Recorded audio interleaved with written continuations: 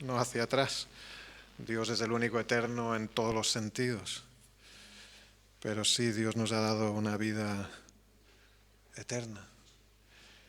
Y qué privilegio es poder saber que nuestra eternidad está en Él, asegurada en Él. Gracias al Señor por su misericordia y por su palabra. Vamos a hacer una oración más, orar una vez más para que el Señor nos guíe. Señor, te damos gracias por tu palabra. Pedimos que tu Santo Espíritu nos asista a poder, en mi caso, compartirla, en el caso de mis hermanos y yo también, pues a recibirla. Señor, para que podamos ser buenos siervos, fieles, recibiendo de tu parte la instrucción, la exhortación, el ánimo que tú envías en esta mañana y poder, Señor, producir los frutos para los cuales tú envías esta palabra ahora y cada día en nuestras vidas. Señor, sé tú, por medio de tu Santo Espíritu, iluminándonos, guiándonos y dándonos las fuerzas para poder invertir nuestras vidas en ti, Señor, a quien pertenecen. Gracias te damos en el nombre de Jesús. Amén. Gloria al Señor. Pues vamos a buscar en Efesios, libro de Efesios, que estamos estudiando, escudriñando, para poder ver un poco más del amor del Señor. Amén. ¿Conoces el amor de Cristo? Yo creo que si estamos aquí algo conocemos, algo sabemos, algo apreciamos de ese amor, pero sabemos que este amor es más grande de lo que podemos incluso entender, incluso asimilar. Y en este pasaje, el capítulo 3, hoy veremos el capítulo 3 de la carta de Pablo a los Efesios, carta escrita de una forma sobrenatural, porque fue el Espíritu Santo quien lo inspiró. Y antes os hago un pequeño resumen de lo que vimos antes en los capítulos anteriores.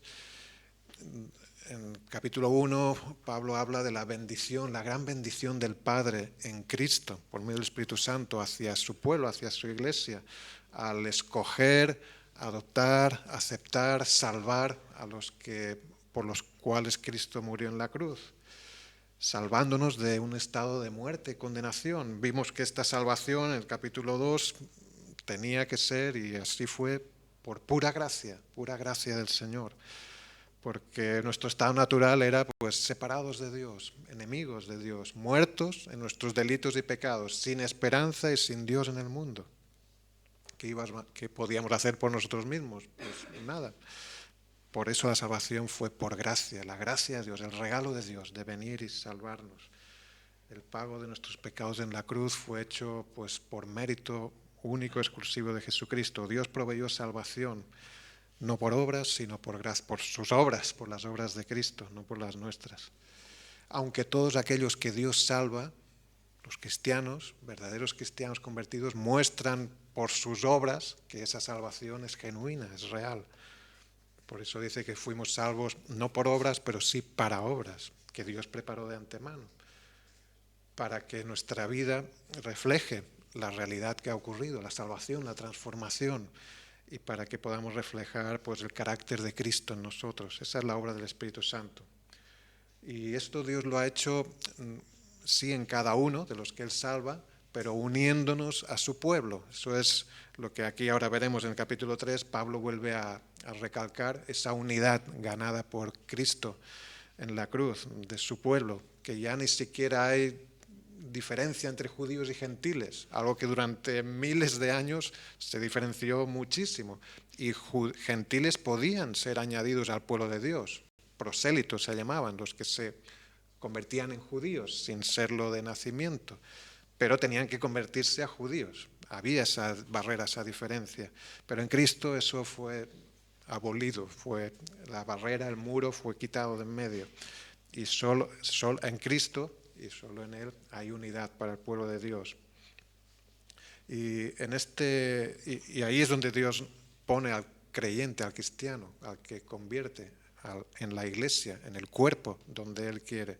Así que si tú creces como cristiano, tú creces juntamente, y yo crezco juntamente con mis hermanos. Crecemos juntos, Dios nos ha puesto juntos y nos necesitamos el uno al otro. Igual que en un cuerpo, hay miembros que dependen pues muy claramente unos de otros, pero todos los miembros son afectados por todos los demás. Eso es lo que Pablo también enseña. Y en este tercer capítulo pues veremos cómo Pablo sigue enfatizando esa unidad de la iglesia, esa bendición de la unidad que tenemos en Cristo, y que eso es un medio para dar a conocer la gloria de Dios, esa unidad. Y una vez más pues veremos cómo Pablo ora, no puede evitar al decir, enseñar estas verdades, el orar ahí mismo, y él escribe su oración por los creyentes para que puedan comprender, puedan apreciar más estas verdades y su vida sea afectada por estas verdades, para que puedan conocer ese amor tan grande del Señor en Jesucristo y que ese amor los edifique, los conforte, los anime. Pues vamos a leer el capítulo 3 de Efesios, donde Pablo empieza diciendo así: por esta causa yo, Pablo, prisionero de Cristo Jesús por vosotros, los gentiles, si es que habéis oído de la administración de la gracia de Dios que me fue dada para con vosotros, que por revelación me fue declarado el misterio, como antes lo he escrito brevemente. Los capítulos 1 y 2. Leyendo lo cual podéis entender cuál sea mi conocimiento en el misterio de Cristo. Misterio que en otras generaciones no se dio a conocer a los hijos de los hombres, como ahora es revelado a sus santos apóstoles y profetas por el Espíritu. 2 puntos. Que los gentiles son coherederos y miembros del mismo cuerpo y copartícipes de la promesa en Cristo Jesús, por medio del Evangelio, del cual yo fui hecho ministro por el don de la gracia de Dios que me ha sido dado según la operación de su poder. A mí, que soy menos que el más pequeño de todos los santos, me fue dada esta gracia de anunciar entre los gentiles el Evangelio de las inescrutables riquezas de Cristo y de aclarar a todos cuál sea la dispensación del misterio escondido desde los siglos en Dios, que creó todas las cosas, para que la multiforme sabiduría de Dios sea ahora dada a conocer por medio de la Iglesia a los principados y potestades en los lugares celestiales, conforme al propósito eterno que hizo en Cristo Jesús, Señor nuestro, en quien tenemos seguridad y acceso con confianza por medio de la fe en Él. Por lo cual pido que no desmayéis a causa de mis tribulaciones por vosotros, las cuales son vuestra gloria. Por esta causa doblo mis rodillas ante el Padre de nuestro Señor Jesucristo, de quien toma nombre toda la familia en los cielos y en la tierra, para que os dé, conforme a las riquezas de su gloria, el ser fortalecidos con poder en el hombre interior por su Espíritu, para que habite Cristo por la fe en vuestros corazones, a fin de que, arraigados y cimentados en amor, seáis plenamente capaces de comprender con todos los santos cuál sea la anchura, la longitud, la profundidad y la altura, y de conocer el amor de Cristo, que excede a todo conocimiento, para que seáis llenos de toda la plenitud de Dios. Y a aquel que es poderoso para hacer todas las cosas mucho más abundantemente de lo que pedimos o entendemos, según el poder que actúa en nosotros, a Él sea la gloria en la Iglesia en Cristo Jesús, por todas las edades, por los siglos de los siglos. Amén. Amén. Gloria al Señor. Aquí hay contenido, hay profundidad, hay altura, hay anchura, hay longitud. Y claro, hay muchas verdades tremendas, ¿no? Y bendiciones grandísimas. Vamos a destacar algunas, ¿no? Al menos las principales que vemos aquí. Y si os habéis fijado, este texto se divide claramente en dos partes, que empiezan igual. Versículo 1, por esta causa. Versículo 14, por esta causa. ¿Sí? Y es como si la primera parte, la que va del versículo 1 al 13, Pablo va a decir algo por esta causa, y como si en el momento fuese así. Él se acuerda de otra cosa y dice, bueno, un momento, antes de lo que quiero decir, y hace el paréntesis, incluso no sé si en algunas Biblias ponen un paréntesis, no, en la Reina Valera no, lo he visto en alguna otra, que el paréntesis se cierra al versículo 13, y luego en el versículo 14 vuelve a decir lo que estaba diciendo, por esta causa, y dice, ¿qué es lo que él quiere hacer? Por esta causa, el 14, doblo mis rodillas, eso es lo que él quiere decir, que por esta causa doblo mis rodillas. Pues en el primer versículo, el 13, el 1, no lo dice, ¿no? Dice, por esta causa, y él habla de sí mismo, yo Pablo, ¿no? Yo Pablo, prisionero de Cristo, y al decir estas cosas, él, como el Espíritu Santo, le inspira a escribir otra vez algunas cosas que ya ha dicho, hablando del misterio, ¿sabéis? Lo hemos cantado, ¿no? Hace un rato, pero aquí habla mucho de ese misterio que él dice, yo ya os lo he escrito antes brevemente, y ahora vuelve a enfatizar el asunto de ese misterio, porque para él ha sido algo tan revelador, tan asombroso, tan impactante, que quiere volver a escribirlo, ¿no? A darle esa importancia que merece. Y también aquí al decir yo Pablo prisionero, no, al decir yo Pablo, es como si él se mirase a sí mismo, yo, y hay algunas notas personales que hacen referencia a él, a cómo él se ve en todo este asunto, ¿no? Cómo él se identifica como parte del plan de Dios en todo este asunto del misterio que ha sido revelado, en este caso a ellos, ¿no? A la iglesia, pero a ellos. Entonces, ¿cuál era ese misterio? ¿Qué es ese misterio del que habla Pablo? Aquí lo describe de una forma que en aquella época, a nosotros nos parece, bueno, sí, ya lo sabíamos, pero ellos no lo sabían. Y para ellos, y para él, para Pablo debió ser algo, es que esto nadie se lo esperaba, nadie se lo esperaba. Está en el versículo 6, este es después de los 2 puntos del final del versículo 5, para él el misterio revelado, o sea que ya no es misterio, eso era un misterio antes, pero ahora ha sido revelado, como dice en el 5, misterio que en otras ocasiones no se dio a conocer, sí que se dio a conocer, pero no como ahora, ¿no? Y él ya lo dice, se dio a conocer, pero no como ahora. El misterio es el del versículo 6, que los gentiles son coherederos, los gentiles, coherederos.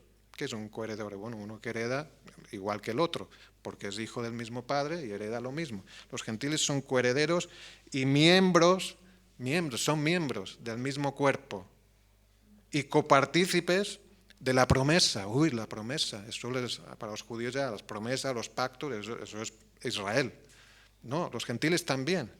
En Cristo Jesús, ahí está la clave, ¿no? Es Cristo Jesús, en Cristo Jesús, por medio del Evangelio, claro. El Evangelio ha abierto las puertas de la salvación, la bendición que Dios prometió a Abraham, en ti serán benditas todas las naciones, pues efectivamente todas, no Israel, sino todas las naciones.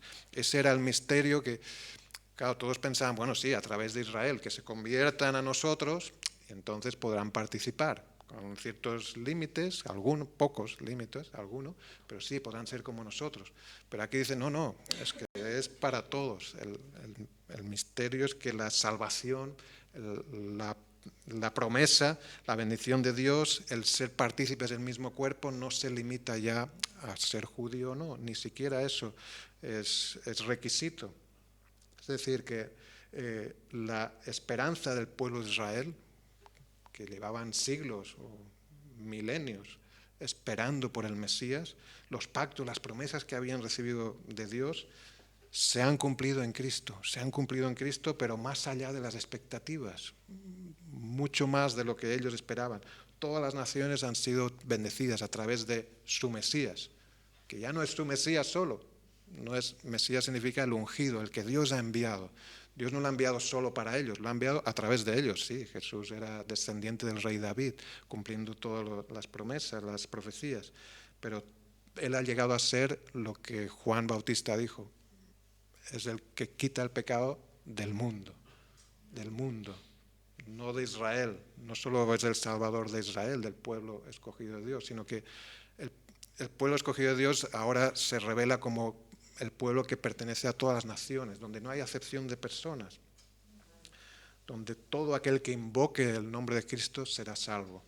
Esa es la buena noticia del Evangelio, que Cristo murió en la cruz para pagar el castigo de los pecados de su pueblo, que es una salvación por pura gracia, donde no hay mérito humano, ni siquiera el ser judío es una garantía, sino que es solo por gracia.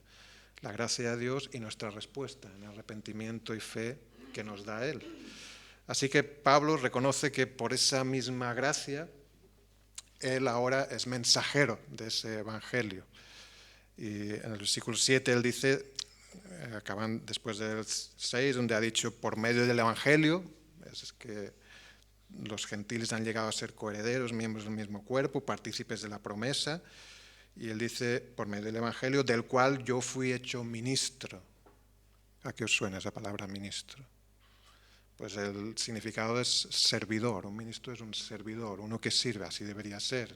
Ya sabemos que actualmente no es así, ¿no? Bueno, en toda la historia no ha sido así por el pecado del hombre. Pero un ministro es un servidor, uno que sirve. Y Pablo cuando dice ministro es que él está diciendo del cual yo fui hecho pues servidor del Evangelio. Yo sirvo al Evangelio.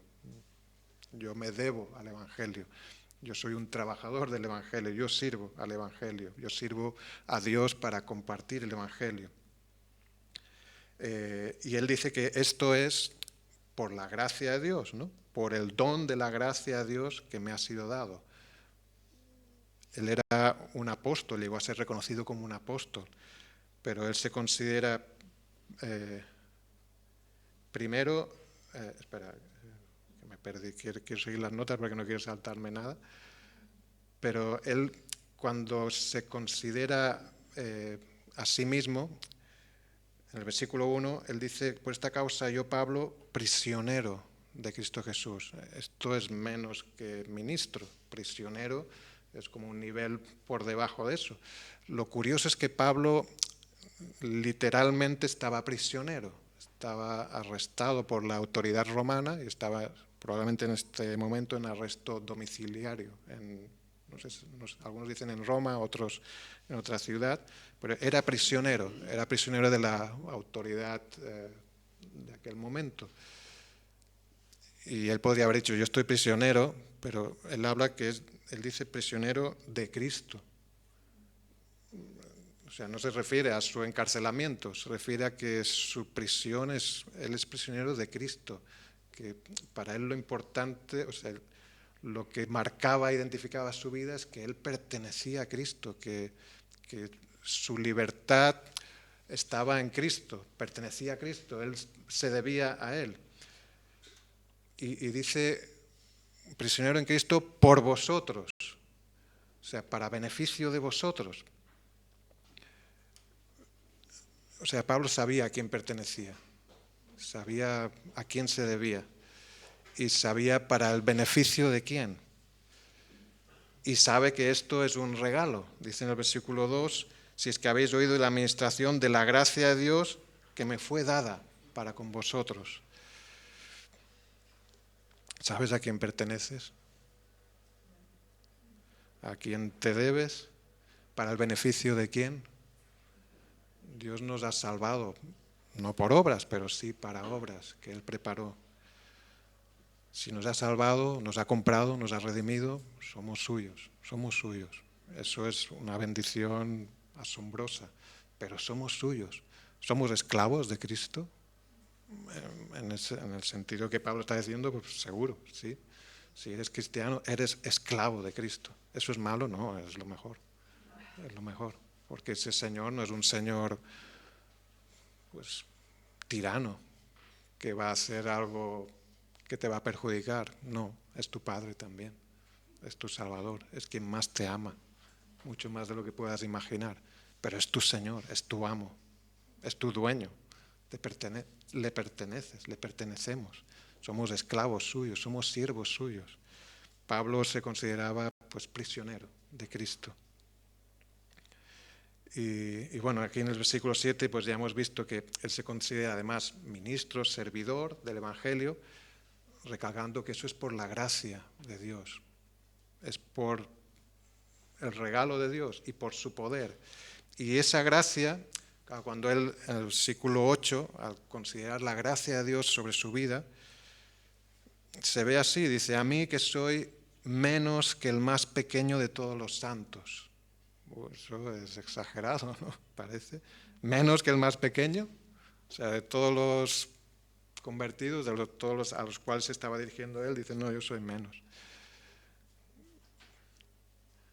¿Por qué exageraría así o no exagera? ¿Exagera o no exagera? Según él estaba diciendo lo que él veía. Al contemplar su vida bajo la gracia de Dios, ayer vimos en casa no sé si la habéis visto, la película Amazing Grace de William Wilberforce, cuando la abolición de la esclavitud en Inglaterra, y en una de las escenas sale John Newton, el autor de Amazing Grace, ese himno, y este hombre, pues claro, fue un hombre que fue comerciante de esclavos durante muchos años, pero Dios tocó su corazón, le abrió los ojos, se arrepintió, se convirtió, pero gran parte de su vida pues fue lamentarse de cuánto pecado había cometido contra tantos seres humanos, ¿no? En la película, no sé si será así, pero él habla de 20.000 esclavos que él llevó de Europa o de África hacia América. Esas 20.000 almas, dice, ¿no? Que él pues menospreció y pecó contra ellas. Pero la gracia de Dios, por eso él compuso ese himno, ¿no? La gracia de Dios, asombrosa gracia, sublime gracia, que a un pecador como mí, como yo, salvó. Y yo creo que Pablo debía vivir algo así, ¿no? Él debía pensar, yo, el perseguidor de la iglesia, yo mataba a los cristianos, yo perseguía a Cristo. ¿Cómo lo sabe? Porque Cristo se lo dijo. ¿Por qué me persigues, Saulo? ¿Por qué me persigues? Él creía que servía a Dios, pero no servía a Dios. No estaba sirviendo a Dios. Estaba yendo en contra de Dios. Estaba haciendo lo contrario de lo que él pensaba. Qué error, qué pecado, ¿no? Y cuando él dice yo el más pequeño, seguramente es porque bajo la gracia de Dios, de lo que me salvó, yo estaba en dirección al infierno, pensando que era pues el mejor fariseo religioso. Él se podía haber enorgullecido de su celo por Dios, pero era un celo equivocado, mal enfocado. No tenía la luz necesaria, estaba muerto en sus delitos y pecados. Por eso él dice yo el más pequeño, porque se ve bajo la gracia de Dios.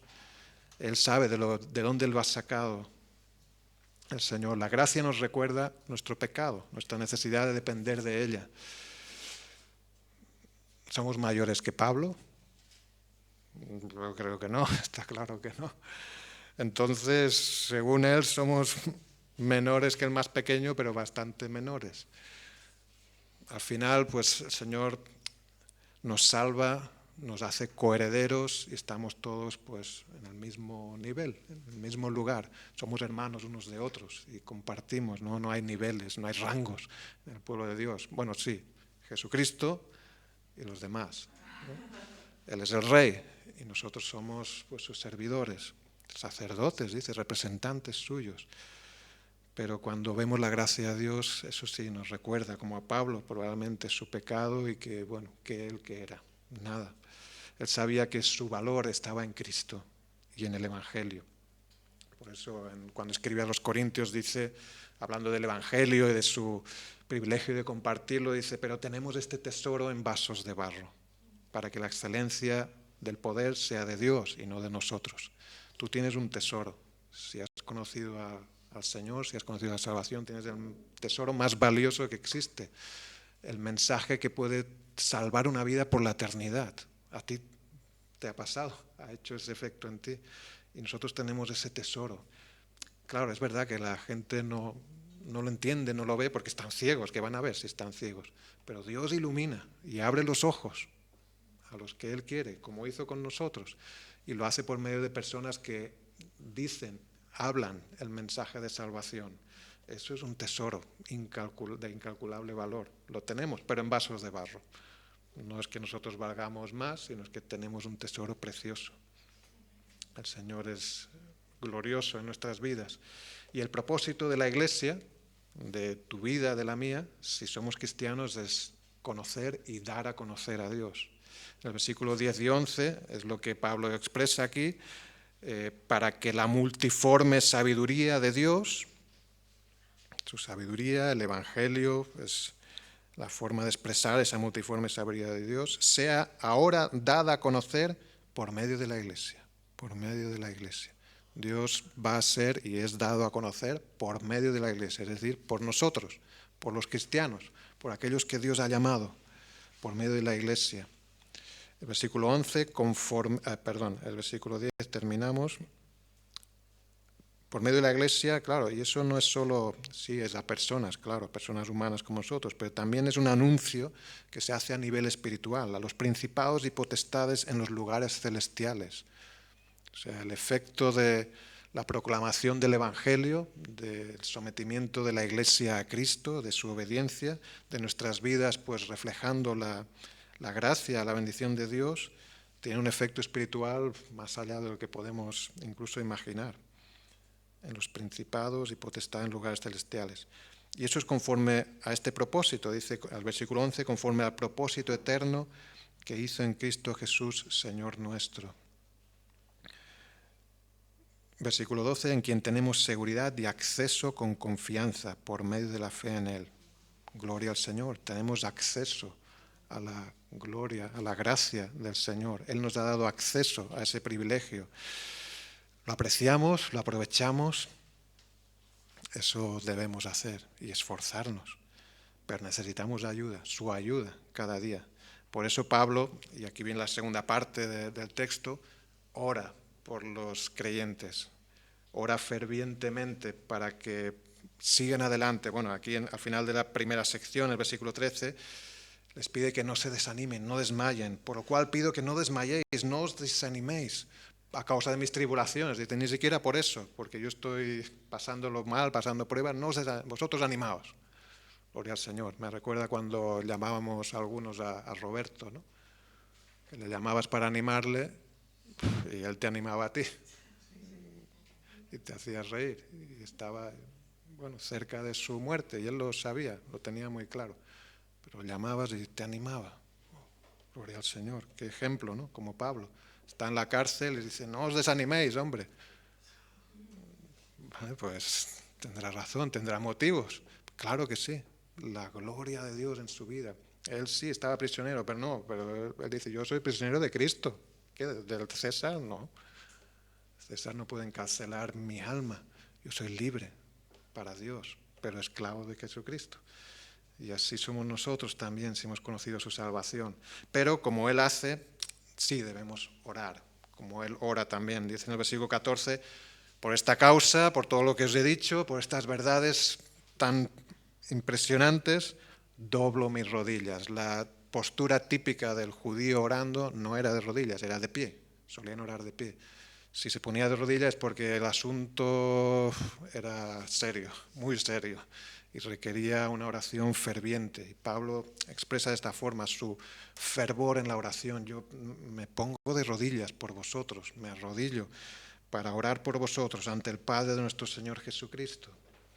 Y debemos orar por nosotros mismos y unos por otros, para que podamos vivir a la luz de lo que sabemos. Es lo que Pablo pretende aquí, ¿no? Pues yo oro para que todo esto que os digo, que el Señor os ha amado, que su gracia ha sido grande sobre vosotros, eso debe afectar vuestras vidas. No podéis vivir como si nada.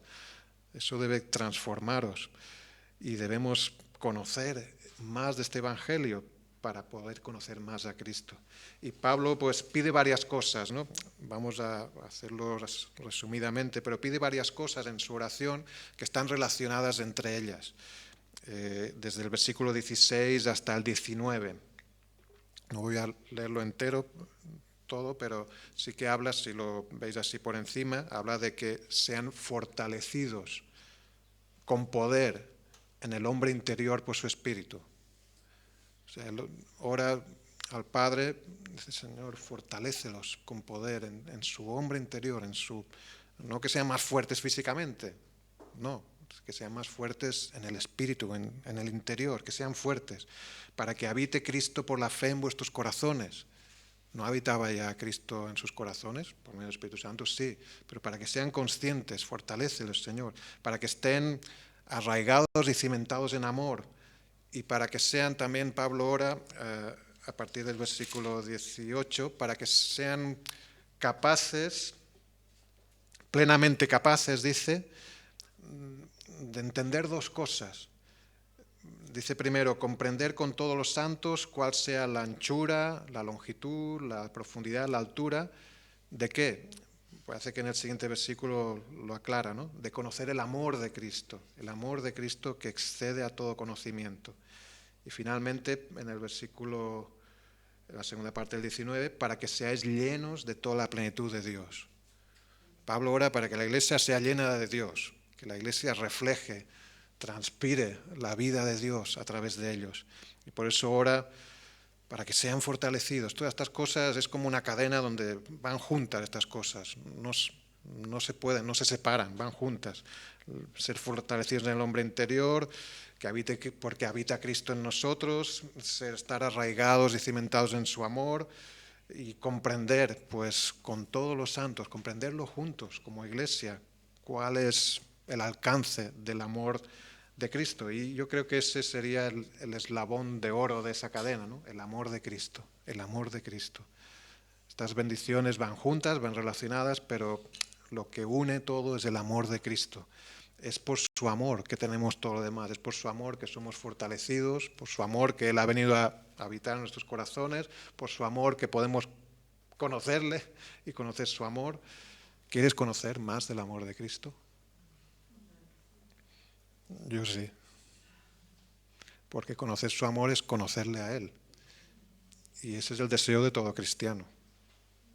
En el grupo de estudio de los domingos por la tarde el otro día salió no sé cómo lo decíamos, un indicador, ¿no?, del verdadero cristiano, creo que fue la palabra, y decíamos el domingo pasado, hace 2 domingos, o 3, ya no me acuerdo, que el querer dar la gloria a Dios es un indicador de un verdadero cristiano. Alguien que no es cristiano, querer dar la gloria a Dios, no, ¿para qué? ¿Qué sentido tiene darle la gloria a Dios? Él ya sabrá que es glorioso, ¿no? Pero el verdadero cristiano desea dar la gloria a Dios, sí, desea dar la gloria a Dios. Y el verdadero cristiano desea conocer más del amor de Dios, sí, porque sabe que eso es lo mejor y es lo que da gloria a Dios, conocerle a Él.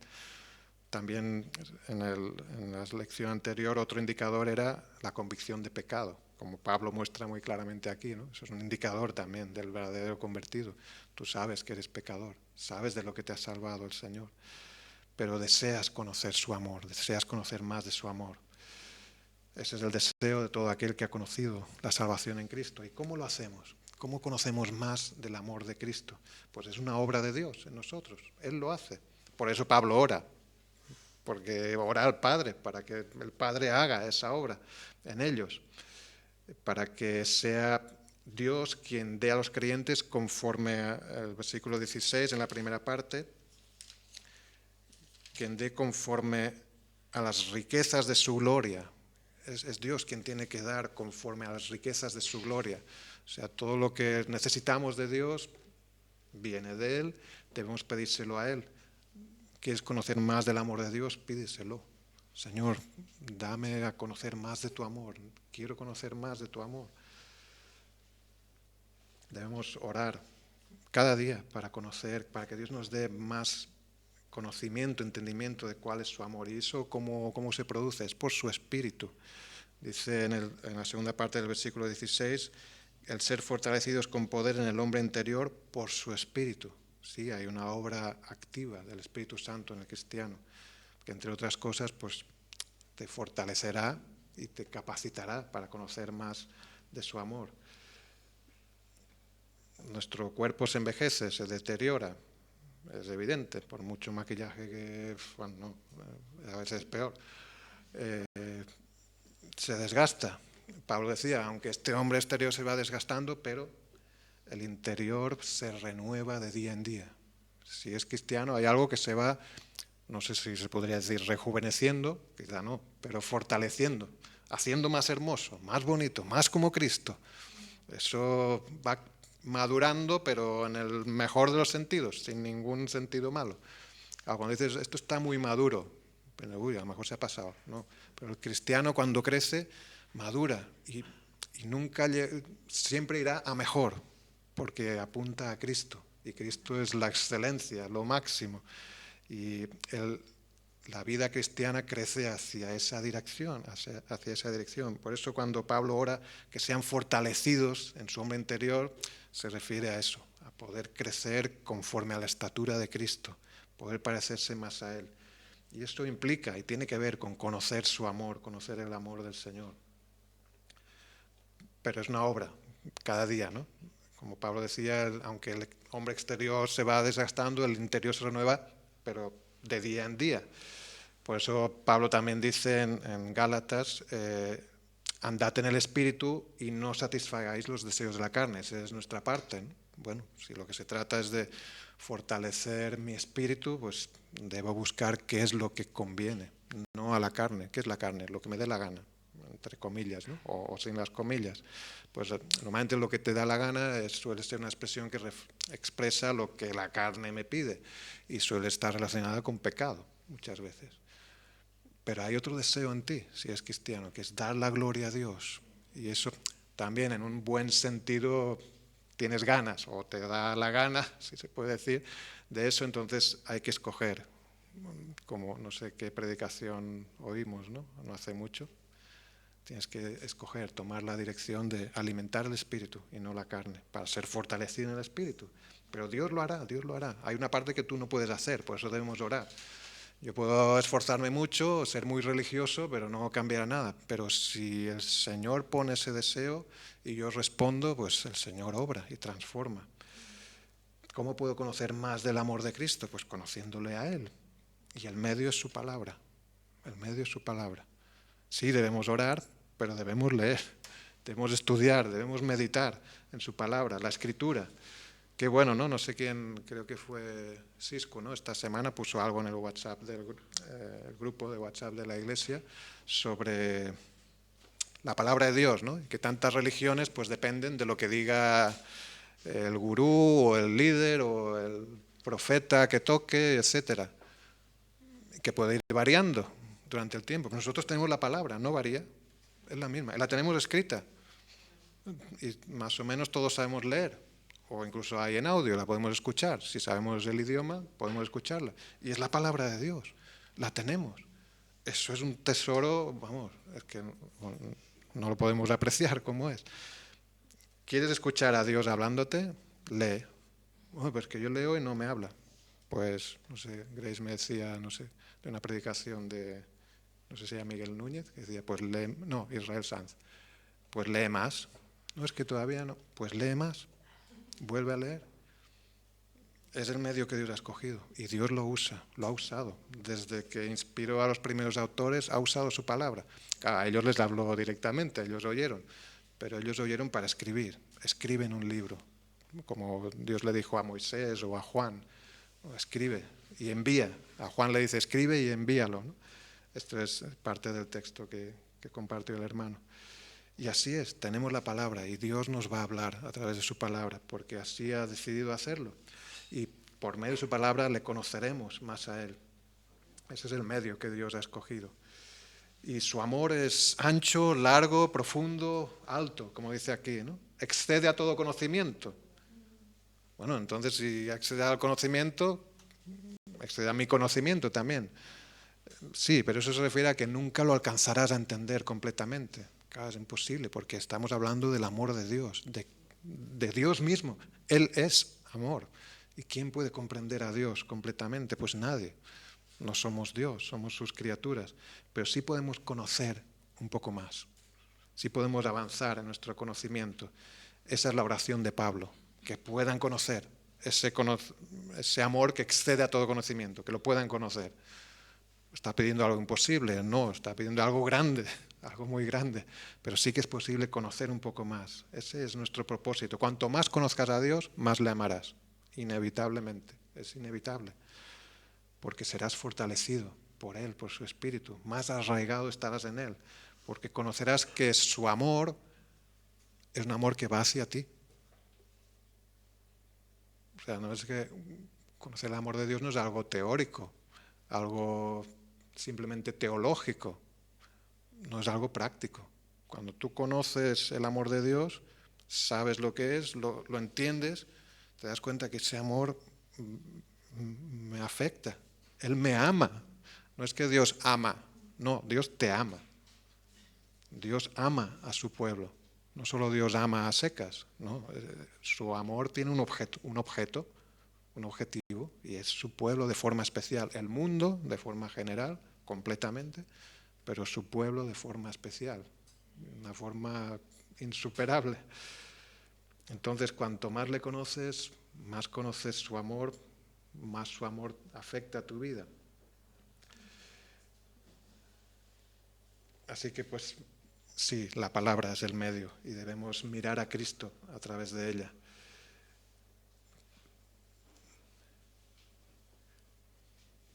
Dios te ama, ¿te has dado cuenta?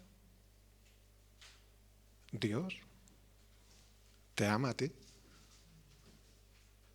¿Puedes pedir algo más grande que eso? Es imposible. Dios te ama. Hay mucha falta de amor, ¿no?, en este mundo. Mucho egoísmo. Dios te ama. Pase lo que pase, hagas lo que hagas, seas quien seas. Si esta palabra, si el Evangelio toca tu corazón, es que Dios te ama. Y hemos leído esta mañana, Josep ha leído parte del capítulo 15 de Juan, ¿no?, donde hay esa asombrosa declaración de amor de Jesús a los suyos, como si Jesús se declarase. Pero sí, lo hace. Miramos un momento el capítulo 15, sin perder de Juan. Solo miraremos un par de versículos. Está Jesús, pues, probablemente en la última cena con sus discípulos. Y aquí en el versículo 9 les dice, como el Padre me ha amado, así también yo os he amado. ¿Tú sabes cómo el Padre ama a Jesús, al Hijo? No lo podemos saber. Solo podemos imaginar, pensar que debe ser, bueno, es perfecto, es sublime, no hay un amor más grande que ese. No hay nada de, bueno, es puro, blanco, es insuperable. Pues Jesús dice, como el Padre me ha amado, y él sabía muy bien cómo el Padre le amaba, así yo os he amado a vosotros, la misma forma, el mismo nivel, la misma intensidad, la misma plenitud de amor. Yo os amo así. Y eso no era solo para ellos, sí era para ellos, pero también es para ti, para mí, si somos hijos suyos. Que Jesús me ama como el Padre le ama a él,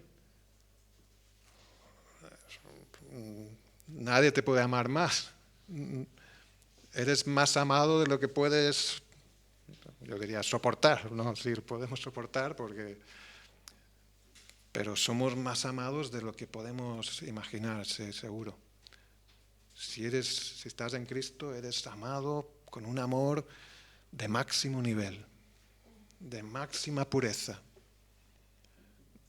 insuperable, perfecto, eterno, inmutable.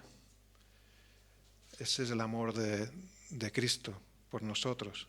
No busca compensación. Nada, no espera que tú hagas algo. Y si haces algo mal, pues bueno, pues ahora te espabilas. No, te sigue amando igual de fuerte, siempre, todo el rato. Incluso cuando estás pecando, Él te ama. No aprueba, claro. Y probablemente habrá consecuencias, pero Él te ama. Su amor no falla, no afloja, no se debilita en ningún momento. Él es amor y Él te ama. Él ha decidido hacerlo. No depende de ti. No puedes evitarlo. Es por gracia. Así nos ama Jesús. ¿Cómo es el amor de Jesús para su pueblo? Pues así. Os lo leo, ya sabréis de dónde lo leo.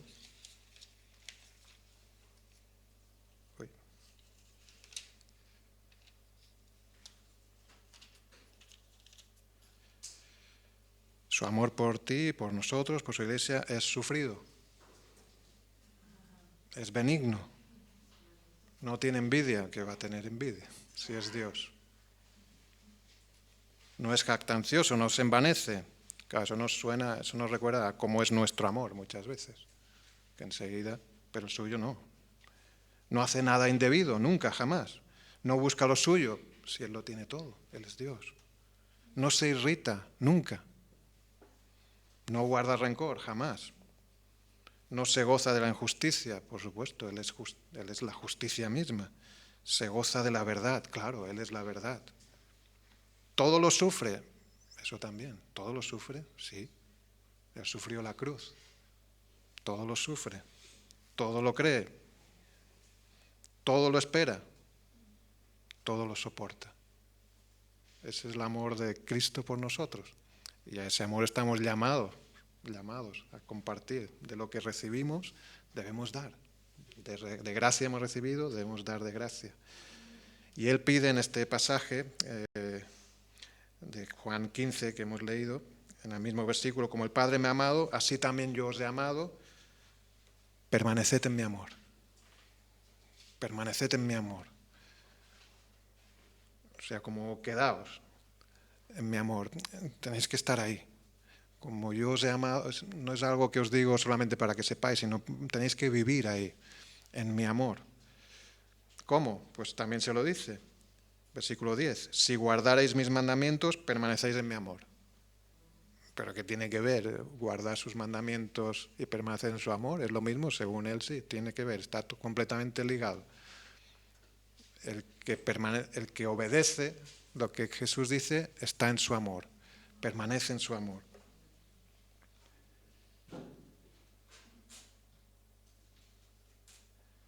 O como, bueno, y eso es para gozo, ¿no? El versículo 10 dice, si guardáis mis mandamientos y permanecéis en mi amor, así como yo he guardado los mandamientos de mi Padre, o sea, Él ha hecho lo mismo, y permanezco en su amor, y permanezco en su amor, perdón. Estas cosas os he hablado para que mi gozo esté con vosotros, y vuestro gozo sea cumplido. Es para que estéis gozosos, eso es para vuestro gozo. O como Pablo expresa en el pasaje que hemos visto, para que habite Cristo por la fe en vuestros corazones. Cuando creemos, confiamos en Cristo, cuando le obedecemos, permanecemos en su amor. ¿Y cuál es su mandamiento? Versículo 12, este es mi mandamiento, que os améis unos a otros, como yo os he amado. Eso es el máximo nivel, ¿eh? Es el nivel de como Dios ama al Hijo, Él nos ama a nosotros y Él dice, pues ahora el mismo nivel entre vosotros, os debéis amar. Señor, ¿cómo? Eso es imposible. No, si Él te ha amado, tú puedes dar del amor que has recibido. Y es así de práctico, así de sencillo, amarnos los unos a los otros y demostrarlo con hechos, con oraciones, con actitudes, con obediencia a Dios, poniendo al otro primero, sirviéndonos, siendo como Él. Eso nos guarda en su amor. Si crees que te falta ese amor, si te parece que tienes poco, a veces podemos sentir que yo me siento poco, vacío, no tengo. Pues tendremos que hacer como Pablo, considerarnos una vez más delante de Dios. ¿Quién se creía Pablo que era? Esclavo de Jesucristo, siervo. ¿Por qué? ¿Por qué lo veía así tan claro? Porque él se acercaba a Dios, porque consideraba, meditaba en su gracia, en su perdón, porque él miraba cómo era antes y de dónde lo había sacado Dios y veía el privilegio. Y mira, quería leeros un pasaje más para ir terminando sobre una mujer que lo tuvo muy claro esto y lo vio. Os lo leo, no hace falta, bueno, si queréis buscarlo también, es el pasaje de Lucas 7 a partir del 36.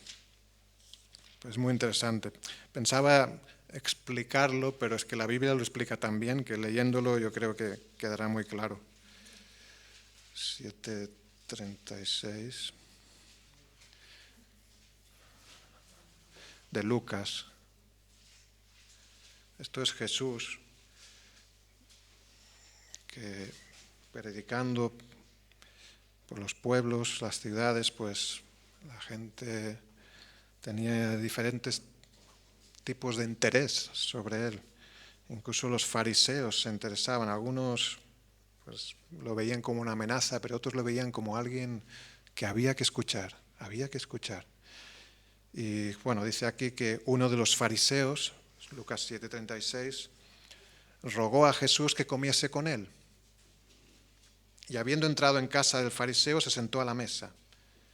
Entonces, una mujer de la ciudad, que era pecadora, al saber que Jesús estaba a la mesa en casa del fariseo, trajo un frasco de alabastro con perfume. Y estando detrás de él, de Jesús, a sus pies, llorando, comenzó a regar con lágrimas sus pies y los enjugaba con sus cabellos y besaba sus pies y los ungía con el perfume. Impresionante. Para otros, vergonzoso. Curioso, ¿no? Cuando vio esto el fariseo que le había convidado, dijo para sí, si fuera profeta, conocería quién y qué clase de mujer es la que le toca, que es pecadora. Entonces respondiendo Jesús le dijo, Simón, una cosa que tengo que decirte. Y le dijo, di, maestro. Un acreedor tenía 2 deudores. El uno le debía 500 denarios, el otro 50. Y no teniendo ellos con qué pagar, perdonó a ambos. Di pues, ¿cuál de ellos le amará más? Respondiendo Simón dijo, pienso que aquel a quien perdonó más.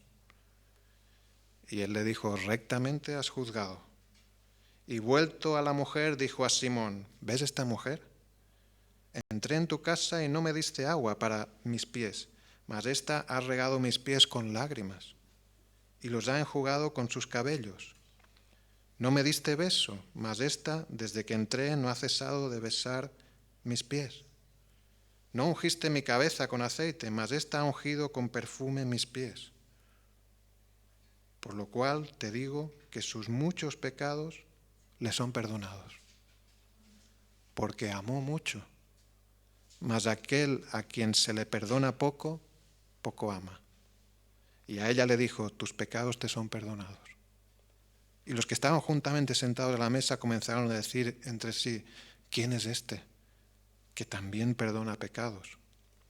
Pero él dijo a la mujer, tu fe te ha salvado, ve en paz. Impresionante, ¿no? Para los discípulos que ya conocían al Señor, debió ser, wow, esto supera todo. Lo que está diciendo Jesús aquí es que el amor es proporcional al perdón recibido, o al menos a la conciencia del perdón recibido. ¿Sabes de lo que has sido perdonado? ¿Sabes que tu deuda con Dios por tu pecado era tan grande que ibas a necesitar una eternidad en el infierno? ¿De verdad? Sí.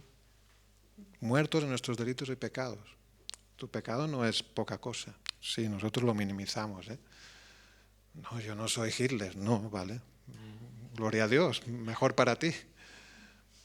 Qué bien. Pero eres pecador contra un Dios santo, un Dios infinitamente santo.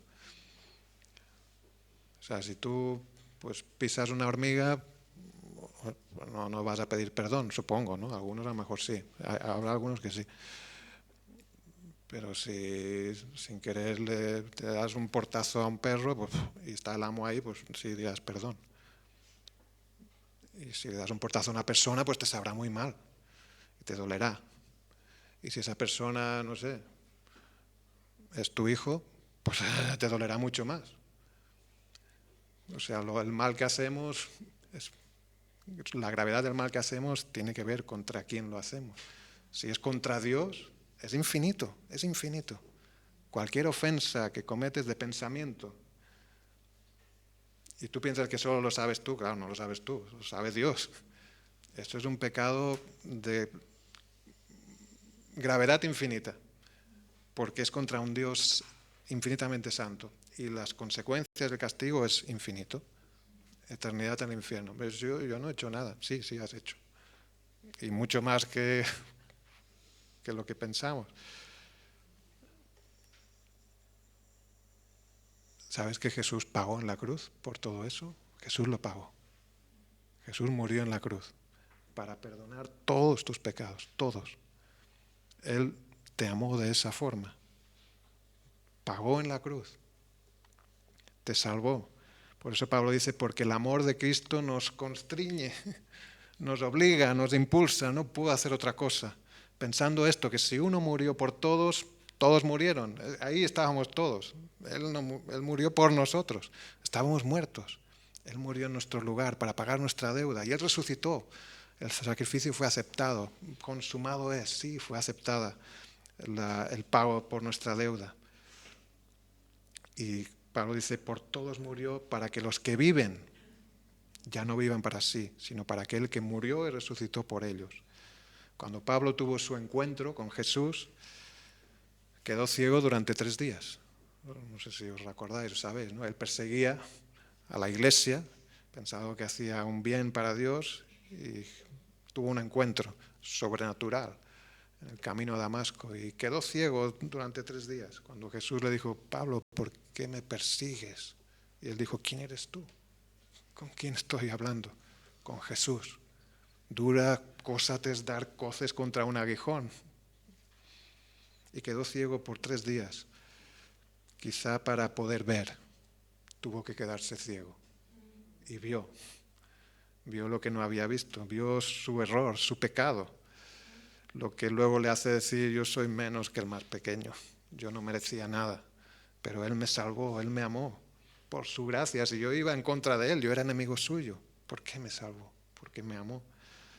Y quizá pues a veces necesitemos quedarnos, no cegarnos, pero mirar menos lo que miramos, mirarnos menos a nosotros mismos, mirar menos las circunstancias y mirarle más a Él y lo que Él ha hecho por nosotros.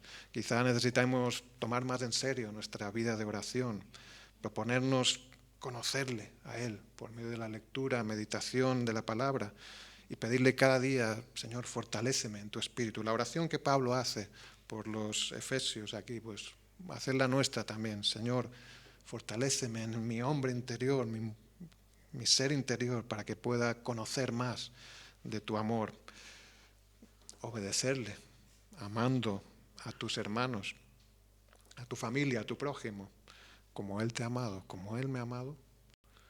Sí, tenemos que saber cómo Él nos ha amado, pero eso es su llamado, recordando cuánto nos ha perdonado, cuán misericordioso ha sido conmigo.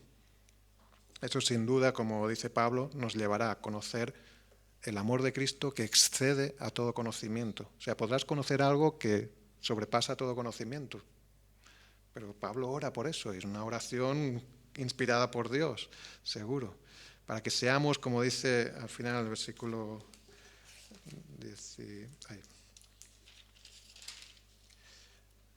19, para que seáis llenos de toda la plenitud de Dios. Llenos de toda la plenitud de Dios, llenos de Dios. Esa es la iglesia que el mundo necesita ver, una iglesia llena de Dios. Esa es la iglesia que da la gloria a Dios, llena de Él. Eso es lo que expresa Pablo al terminar y reconocer que Dios es poderoso para responder la oración aún mejor de lo que podemos esperar, aún mejor de lo que Él podía esperar. Por eso dice, y aquel que es poderoso para hacer todas las cosas mucho más abundantemente de lo que pedimos, que sí pedimos, pero Él es poderoso para hacer más aún, o entendemos, según el poder que actúa en nosotros, a Él sea gloria en la Iglesia, en Cristo Jesús, por todas las edades, por los siglos de los siglos. Amén.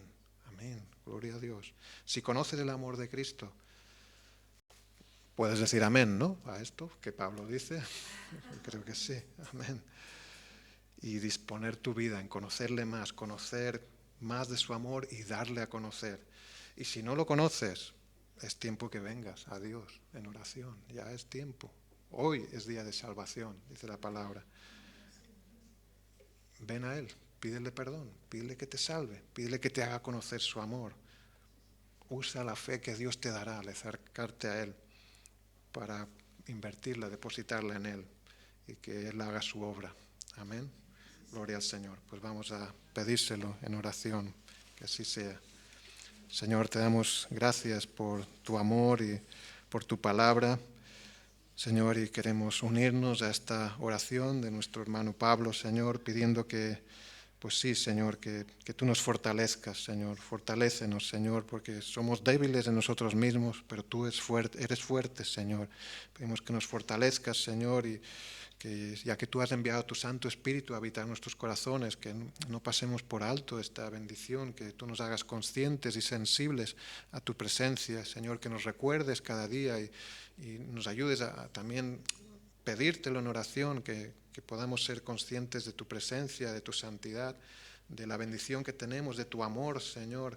Abre nuestro entendimiento para que cuando leamos tu palabra podamos ver ese amor de una forma clara, práctica, y Señor, danos las fuerzas también para obedecerte, ser obedientes y amarnos los unos a los otros, como tú nos has amado, Señor, buscando el bien del otro, Señor, sabiendo que ahí está el verdadero gozo, Señor. Oh, Señor, enséñanos a vivir como tu Hijo Jesucristo y a poder conocer esa amplitud de tu amor tan profundo y tan grande, Señor, que excede a todo conocimiento, pero que tú has dado a conocer. Señor, llénanos de ti, te pedimos, por tu Santo Espíritu, que se haga tu voluntad, Señor, y que podamos reflejar tu gloria y tu amor a otros, Señor. Danos un corazón misericordioso y humilde como el de Pablo, Señor, y ayúdanos a reconocerte en todas las áreas de nuestras vidas, Señor. Que tu Santo Espíritu nos asista, Señor, y nos guíe a poder glorificar tu nombre, Señor, y seguir siendo edificados en tu iglesia. Gracias te damos, Señor, y te lo pedimos en el nombre de Jesús.